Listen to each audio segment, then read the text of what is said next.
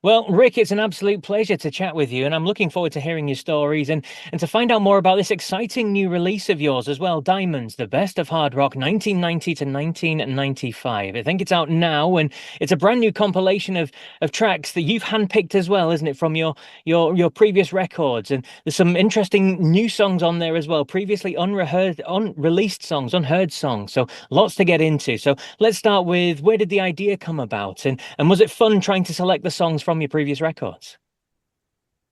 It was, and I got the masters back. That's where it started, you know. And now, having said that, there's this guy named Greg Campbell. He's a merch guy, runs a company called Merch in Motion, and then he decided, hey, I think I want to start getting into the whole vinyl stuff and reissuing things.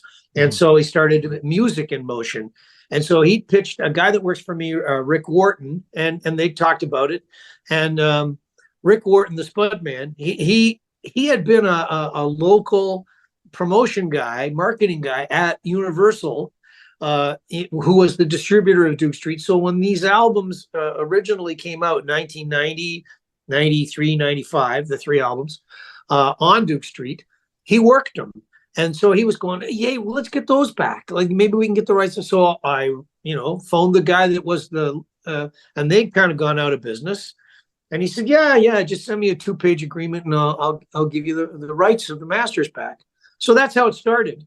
And then Campbell, my feeling was he would have more success if he leaned on the harder rock stuff, just because of the connections that he had in business wise. But he had a pretty strong idea of which tracks he wanted. And then we bounced it back and forth. And so that's how the running order kind of got put together, and he would be going, well, I think I want When a Heart Breaks on there. I'm going, that's a ballad, I already give you a ballad. He goes, oh, no, I want that. Oh, okay.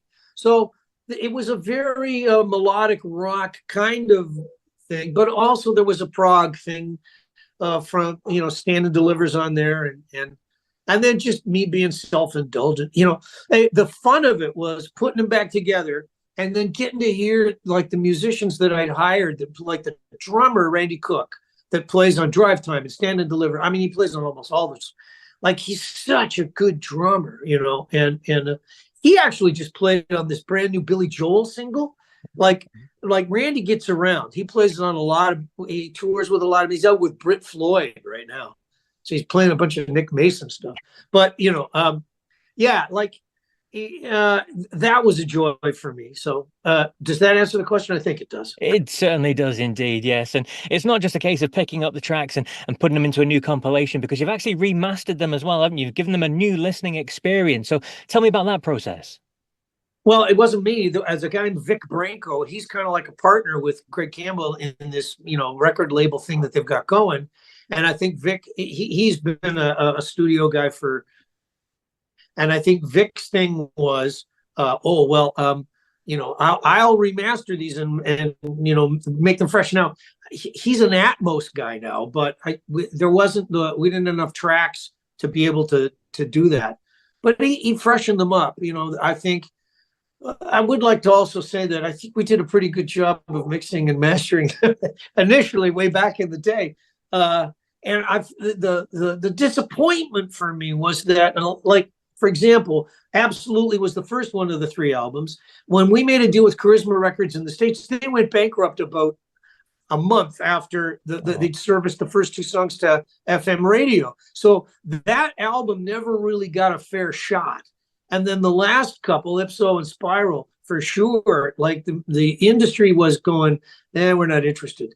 So that's been a really cool thing for me, is that getting to hear the stuff again, and I go, well, we didn't actually do too bad a job. These are good sounding recordings and good sounding mixes. It really only required Vic to, freshen them up a little bit and make them so that, when they recut the lacquers, you can get a lot more level nowadays than you could back in the day. I mean, yes, there's an analog process to making vinyl records, but digital it plays its way in everywhere now. There's computers, overseeing the fact that you can get a lot more level onto things than you used to be able to. Absolutely. And that's what makes this collection so special. You mentioned there the changing times. I speak to a lot of people in the 90s was a changing time for music, and a lot of people's music kind of went under the radar that shouldn't have done. So it is nice for you to be able to bring these songs back to the public, and maybe to fans of yours that never really delved into that at the time. So yeah, come go back and listen to these.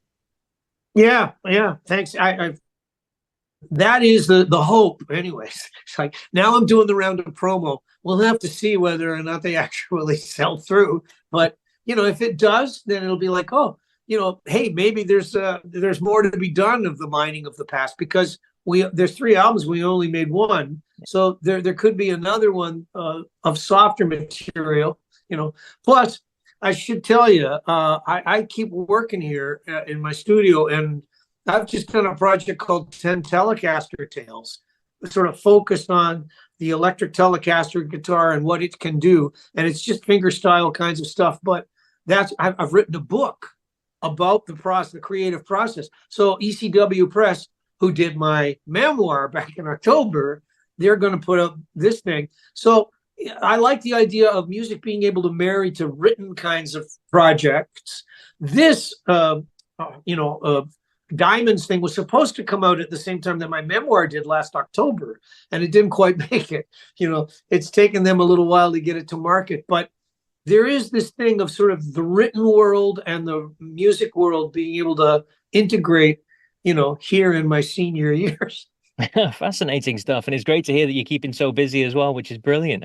Just in terms of the record itself, then there are signed deluxe editions. There's only a handful, I think, left or whatever, and there's exclusive tracks on there, isn't there? We mentioned at the start that there's some unreleased tracks that people didn't get to hear at the time. So talk us through those two. Yeah, well, obviously this guy Greg, he goes, I need something that has never, been released to the public before. And I'm going, oh, well, yeah. Well, there's some demos lying around. And he goes, okay, great. And I go, well, there's a reason why they didn't make it to the public in the first place, because, but in a way, I think part of it is I got softened up by the fact that I'd done the memoir, where you're really you're airing all the dirty laundry. You're showing the pictures of yourself as a young child. You're going, when you were really awful looking and goofy and had pimples. So then you go, well, okay, let's some demos. All right. So there was some songs. There was one that was lying around from the making of the ipso facto album. And it had, at the time we kind of went, well, that's too, that's too pop. We already have enough stuff for the record that's pop. So I went, yeah, it's not so bad, it's a demo. Everybody will hear it and go, yeah, it's a demo. I can hear that the guitar is really just, a direct kind of, they didn't spend much time getting the sound going. That's all right. And then the other one was, is it The Treadmill? Is that the other track? Yeah. Yeah. That one was a very prog rocker kind of concept song.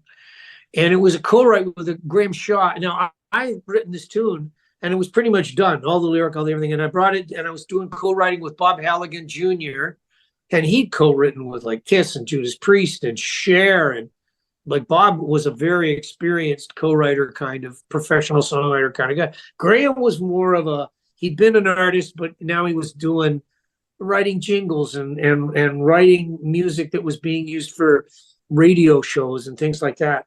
And I played it for Graham, and Graham said, well, you know what, you just need a refrain in there. You just need a little thing that's and it all goes on. It all goes on. And so I went, oh, okay. But then I went, it's not going to make it on the record. And then I think Greg got in touch with Graham and said, hey, we're going to put this out. And Graham said, well, send me $100 so I can buy a couple of nice bottles of wine, and I'll sign it. I'll sign away so you can do it. So thanks, Graham, if you ever see this. So that one sort of made it so that one could come out and see the light of day. And I'd written that one about the Irish Troubles, and because Emmett is an Irish name. I don't know if any of your listeners care, but Robert Emmett was a very famous Irish patriot, and his brother's head ended up on a pike. The English, he was a bad boy, and he'd come back to town to hook up with his girlfriend, and the English caught him, and they put him to death. But Love will do you. yeah, Do that so to you. Yep. yeah, yeah. So, but yeah, there's so Emmett. There's a bit of English. There's a bit of Irish. I'm not sure how well that works. When you dig down your past, there's some things that may remain a mystery. Indeed, yes, that's lineage for you. So as we said, the deluxe edition collector sets, there's only a limited number of these are available. They come with signed versions and marble spaced vinyl effects and handwritten lyric sheets, and there's unseen photo sets and guitar picks and so many other things as well, isn't there? Indeed, I think you just covered them all. There's some handwritten lyrics. Did you get that? Maybe. Yeah. Okay. Yeah. So, I mean, obviously these vinyl reissue packages. And by the way, it's a gatefold where the album's in one side, but the CD goes into a thing too. So you're getting both the CD and the vinyl album at the same time, that's kind of cool. I mean, I was always more of a CD guy than a vinyl album guy. And the reason is because vinyl, I was there in the day when you made records and then you had to go and do lacquering sessions, and they would go, well, I'm sorry, Rick, we can't put the heavy songs near the back end of the spiral because the bottom end will make the needle jump out of the groove. And you're going, oh, really? So you're going to change the EQ of the record as it runs? And they go, yeah, I'm afraid so. But your classical pieces, we can put those near the end because they won't make the needle jump out of the thing. I'm going, oh, so I can't put I would like to put my classical piece at the front of, but no, you're going to change the running order because of okay, fine. So I do find vinyl a bit of a pain in the butt, but anyhow. That's a tangent. That is indeed dictated to by technology. It sounds like a modern day thing as well, doesn't it, when you say it like that? Anyway, this deluxe edition, it's available on rockpapermerch.com, and I definitely recommend you check them out. Some fantastic items there, hand signed and all that sort of stuff. So please do check out Diamonds, the hard rock songs from 1990 to 1995 from Rik Emmett. Fantastic stuff.